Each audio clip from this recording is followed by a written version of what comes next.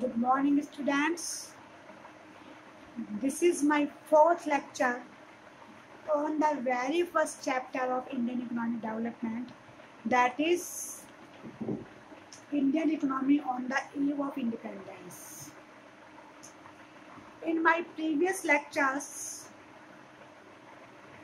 I make you understand the condition of the Indian economy on the eve of independence, condition of the industrial agricultural sector, condition of the industrial sector, condition of export and import, or condition of the foreign trade. And I hope you have understood all these points very well. Today, I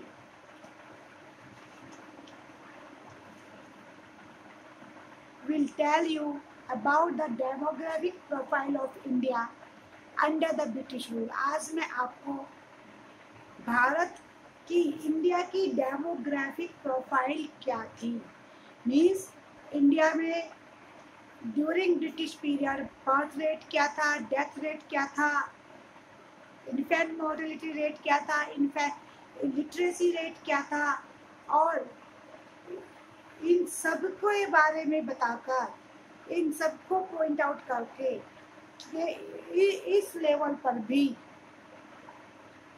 क्या India एक backward economy था at the time of independence, और it was a developed economy or developing economy.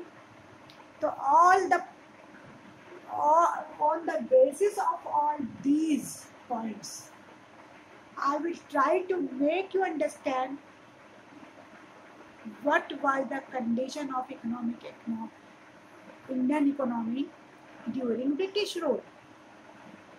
So as I will tell you about all these points, so all these points also exhibited that the Indian economy was the stagnant and backward economy during the British rule or at the time of independence. ये चारों points भी यही exhibit करते हैं, यही indicate करते हैं कि ब्रिटिश रूल के दौरान और before independence, on the eve of independence, हमारी इंडियन इकोनॉमी बैकवर्ड और स्टेगनेंट इकोनॉमी थी. इट वाज नो डेवलप्ड की बात तो छोड़ ही दे आप, it was not a developed country, but it was not a developing country too. Develop तो ये थी ही नहीं, डेवलपिंग भी नहीं थी. It was a backward country. And how, now let us see how all these points explain you, reveals in front of you that Indian economy was backward. First of all, I am taking death rate and birth rate. During British rule, all these rates were very high. Birth rate was nearly 48. Birth rate was nearly 48 per thousand, and death rate was 40 per thousand. And all these facts shows that there is a massive poverty in the country at that time, because poverty and birth rate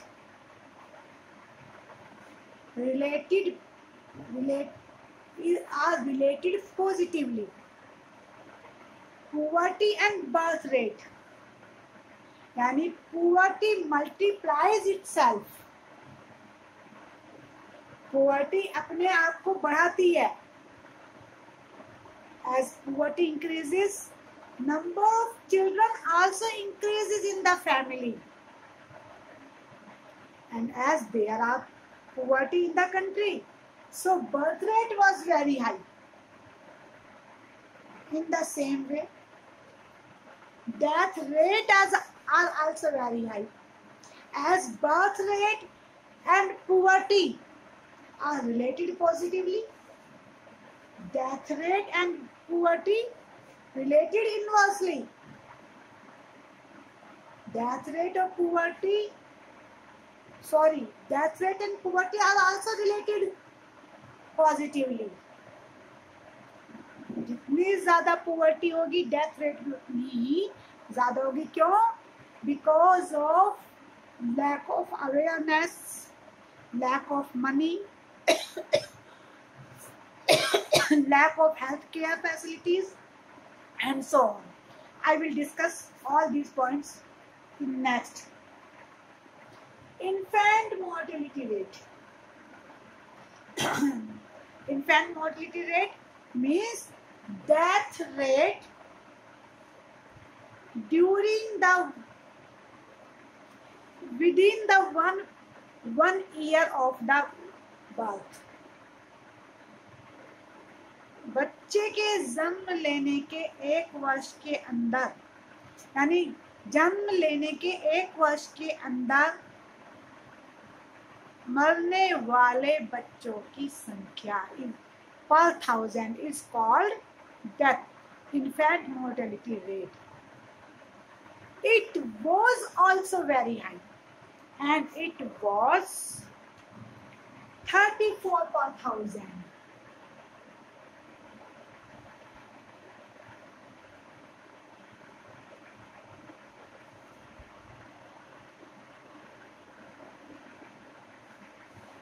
And the infant mortality rate was also very high, and this shows poor health care. There was no care of health of the mother as well as the child, infant, and excessive poverty. When there is excessive poverty in the country, how can healthcare facilities be provided to the mother and the child, or to the people of the country? So the death rate, the birth rate, and the infant mortality rate all are very high. Third one, life expectancy. What do you mean by life expectancy? Life expectancy means average age of the people of the country. On the one hand, death rate, birth rate, infant mortality rate was high, but on the other hand, life expectancy was very low. Death rate, birth rate और infant mortality rate high था, लेकिन life expectancy was very low. Means average age of the people were very low.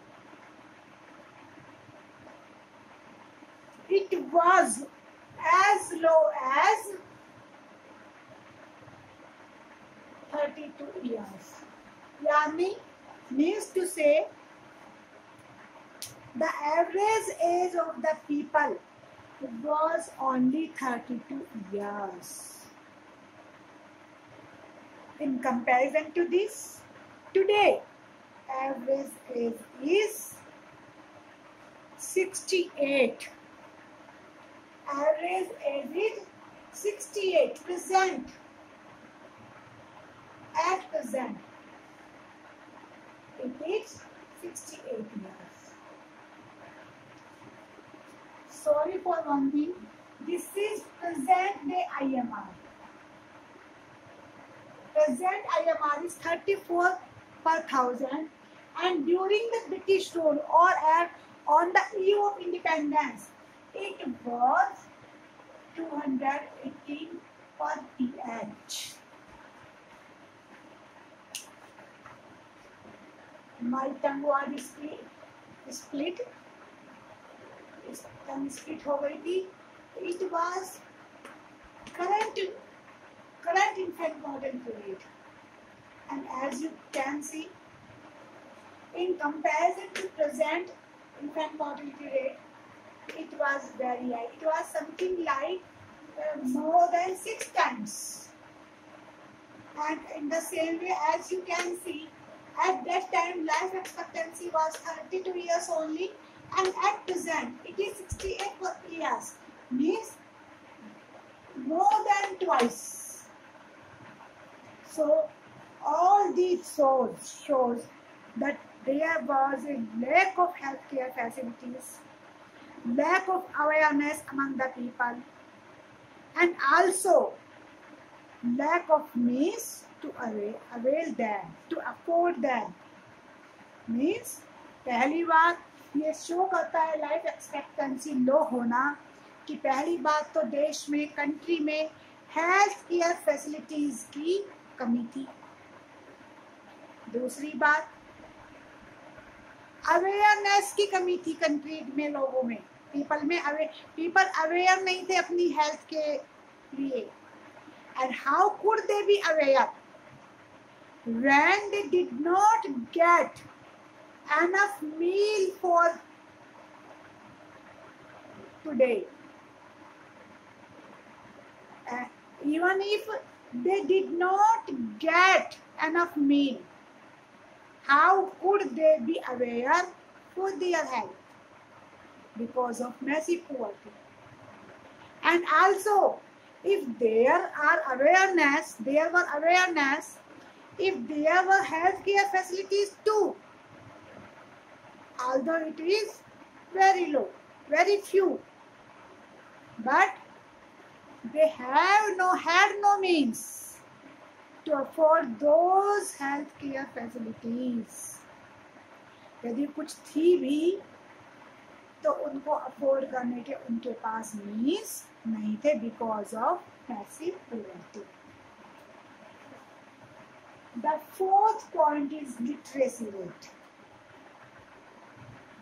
What do you mean by literacy rate? Literacy rate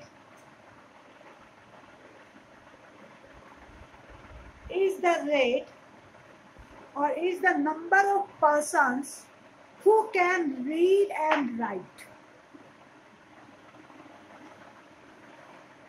What do you mean by literacy rate? Literacy rate is the number of persons who can read and write. Yani, what percentage of the population is literate? What percentage of the people can read or write?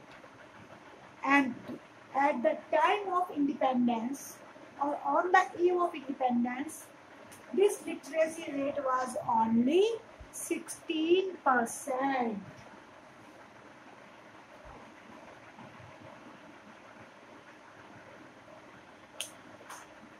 Only 16% of the total population was able to read and write. Not educated. It is not the percentage of the educated person. It is the percentage of those persons who can read and write. Either they could only write their name.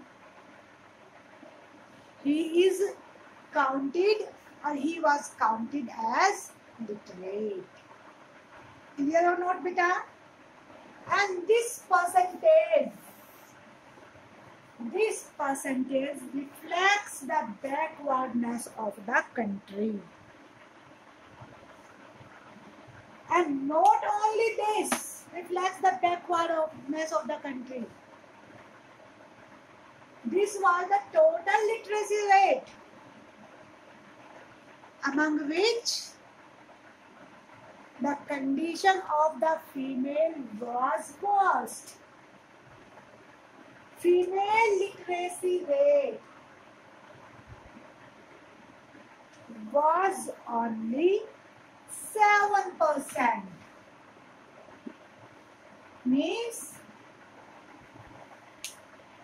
only 7 out of 100 females were able to read and write, not educated.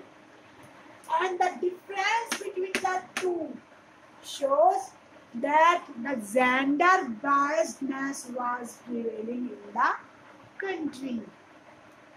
और ये difference show करता है कि country में gender biasness भी existence में थी. Means girls were mainly or females were mainly kept inside the house to do household chores. That was the male dominating society. Clear or not? Women occupied a secondary place in the country. Okay, beta.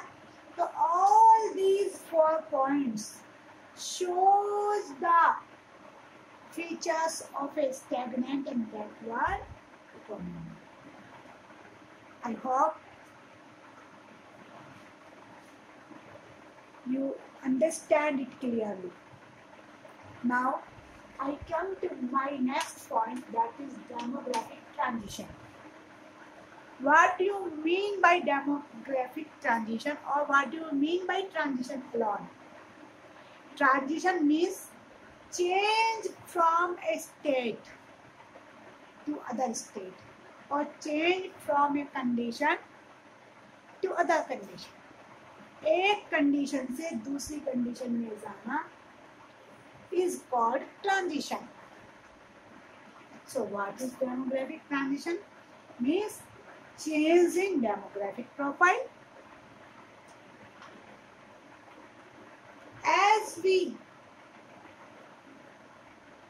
talk about demographic transition in the history of India, 1921 is regarded as a year of great divide. 1921 को year of great divide कहा जाता है. Means 1921 is regarded as a year of demographic transition. 1921 को demographic transition का year भी कहते हैं. क्यों? Why it is so called? ऐसा क्यों कहा जाता है? 1921 को ईयर ऑफ ग्रेट डिवाइड या ईयर ऑफ डेमोग्राफिक ट्रांजिशन क्यों कहा जाता है? क्योंकि because before 1921 population growth was never consistent. 1921 से पहले population growth consistent नहीं थी. Either it was increasing or it was decreasing. Means total number of total population, increased population or number of population increases in 1 year and decreases in another year. एक साल में growth rate बढ़ जाती थी, दूसरे साल में घट जाती थी, फिर बढ़ जाती थी, फिर घट जाती थी. It was never consistent. But after 21, before 21, population size kept fluctuating. Population size fluctuate करता रहता था. कभी घट गया, कभी बढ़ गया, कभी घट गया, कभी बढ़ गया. But after 1921, population showed a consistent rise.